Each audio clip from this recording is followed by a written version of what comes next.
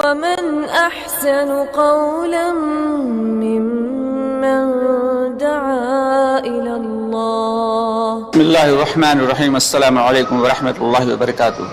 پیارے دوستوں اور عزیز بہنوں، میں ہوں یوسف ملک اور آپ دیکھ رہے ہیں دعوت جنت کا راستہ. دوستوں، آگے بڑھنے سے پہلے آپ سے گزارش ہے کہ ہماری ویڈیوز کو زیادہ سے زیادہ شیئر کریں، اور اگر ابھی تک آپ نے ہمارے چینل کو سبسکرائب نہیں کیا تو اس کو سبسکرائب ضرور کر لیں اور کمنٹس باکس میں اپنی رائے کا اظہار کریں.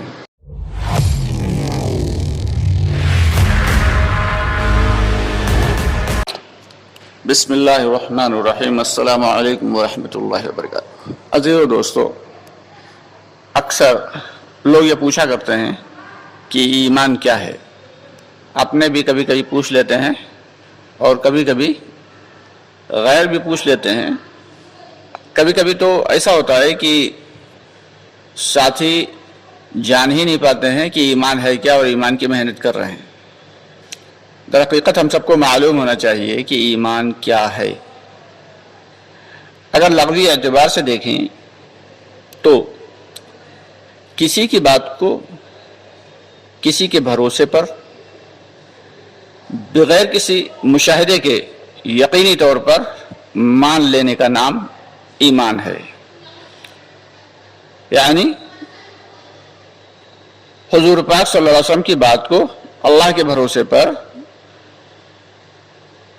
بغیر کسی مشاہدے کے مان لینے کا نام ہی یقین، دل کے یقین کے ساتھ مان لینا ہی ایمان ہے.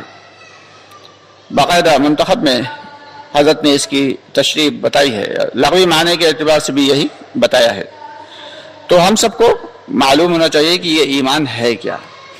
اب اللہ کے نبی صلی اللہ علیہ وسلم نے جو بھی باتیں بتائی ہیں حق ہیں اور سچ ہیں، اس کا ہمیں یقین ہونا چاہیے. حق ہیں اور سچ ہیں. اللہ کے نبی صلی اللہ علیہ وسلم کی ہر بات پر کامل یقین. کہ حضرت ابو بکر صدیق رضی اللہ تعالیٰ عنہ کسی کام سے باہر گئے ہوئے کہ ایک یہودی پہنچا، کہنے لگا کہ تمہارے جو تھے ہیں نبی پاک جنہیں تم بڑا سچا اور بڑا ہی امین کہتے ہو، معلوم ہے کیا کہہ رہے ہیں؟ تو حضرت ابو بکر صدیق رضی اللہ عنہ نے پوچھا کیا بھائی کیا کہہ رہے ہیں؟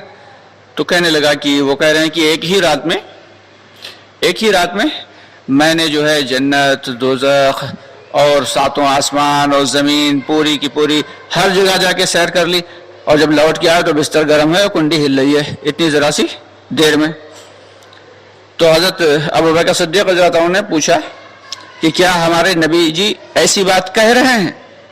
تو یہودی نے کہا ہاں تمہارے نبی جی ایسی بات کہہ رہے ہیں. تو حضرت ابو بکر صدیق رضی اللہ عنہ نے فرمایا کہ اگر ہمارے نبی محمد صلی اللہ علیہ وسلم یہ بات کہہ رہے ہیں تو بالکل حق ہے، سچ ہے. یعنی پوچھنے کے لیے نہیں گئے کہ نبی جی کیا یہ جو باتیں آپ نے کہیں کیا اس میں کیا حقیقت ہے، کیا سچائی ہے. نہیں، اگر ہمارے نبی جی یہ بات کہہ رہے ہیں تو بے شک حق ہے، سچ ہے. تو ہمارا یقین اللہ کی ذات پر اور اس کی صفات پر ایسا ہی ہونا چاہیے. اللہ کی ذات کیا ہے کہ معبود کے لائق کوئی ہے ہی نہیں. اور اللہ تعالیٰ کی صفات کیا ہیں کہ مارنے کی ذات، جلانے کی ذات، صفات سارے کی ساری صفات جو ہیں، اور پالنے کی صفات اور رحم کی صفات، غصے کی صفات، غضب کی صفات، یہ ساری کی ساری جو صفات ہیں، یعنی اللہ تعالیٰ کے جو 99 صفاتی نام ہیں، یہ ساری کی ساری صفات ہمارے رب کے اندر ہیں. اس کا ہمیں یقین ہونا چاہیے. ہمارے رب کے اندر یہ تمام صفات موجود ہیں، اس کا ہمیں یقین ہونا چاہیے.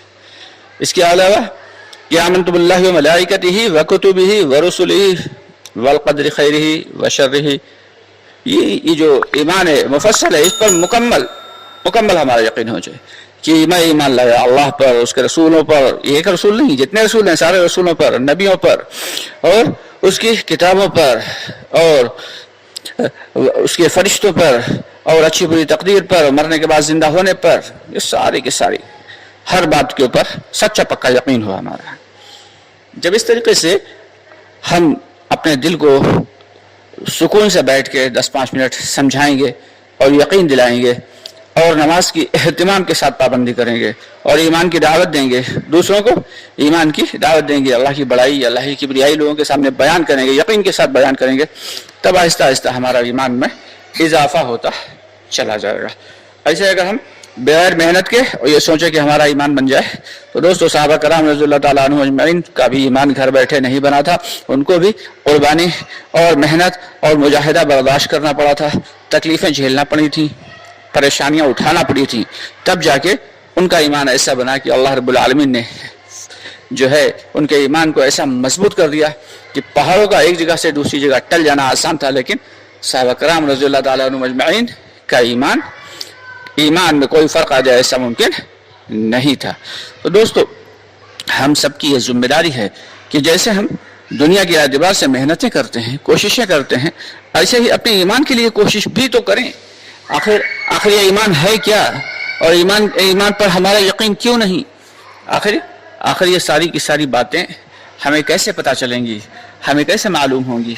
इसके लिए बाकायदा फ़िक्र करना है, कोशिश करना है, मेहनत करना है, और ऐसी मेहनत करना है कि जैसा मेहनत करने का हक है, यानी ईमान के ऊपर जो है वो दुनिया के और आखिरत के दोनों जगह के जो है फैसले होंगे। ईमान के ऊपर दुनिया और आखिरत दोनों जगह के फैसले होंगे। तो इसलिए कोशिश करना है कि अल्लाह ताला हम सबको ईमान की हकीकत, ईमान पर सलामती और ईमान पर खात्मा नसीब फरमाए। इंशाअल्लाह ताला बाकी बातें बाद में होंगी, तब तक के लिए इजाज़त चाहेंगे। अस्सलाम वालेकुम वरहमतुल्लाहि वबरकातुहू। दोस्तों हमारा एक दूसरा चैनल है कुदरत के राज, आपसे गुजारिश है कि हमारी उस चैनल पर भी आइए। डिस्क्रिप्शन बॉक्स में उसका लिंक दे दिया गया है।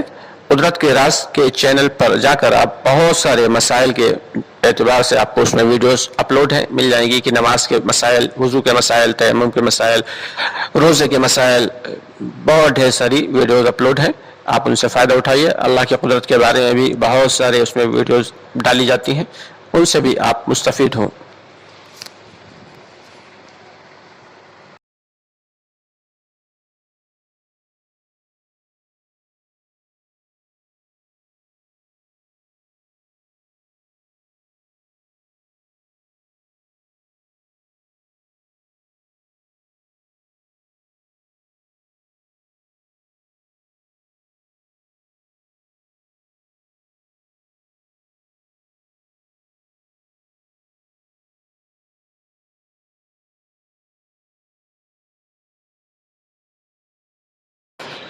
दोस्तों हमारा एक दूसरा चैनल है कुदरत के राज, आपसे गुजारिश है कि हमारी उस चैनल पर भी आइए। डिस्क्रिप्शन बॉक्स में उसका लिंक दे दिया गया है। कुदरत के राज के चैनल पर जाकर आप बहुत सारे मसाइल के एतबार से आपको उसमें वीडियोस अपलोड है मिल जाएंगी कि नमाज के मसाइल, वुज़ू के मसाइल, तयम्मुम के मसाइल, रोज़े के मसाइल, बहुत ढेर सारी वीडियोस अपलोड हैं। आप उनसे फ़ायदा उठाइए। अल्लाह की कुदरत के बारे में भी बहुत सारे उसमें वीडियोस डाली जाती हैं, उनसे भी आप मुस्तफ़ीद हों।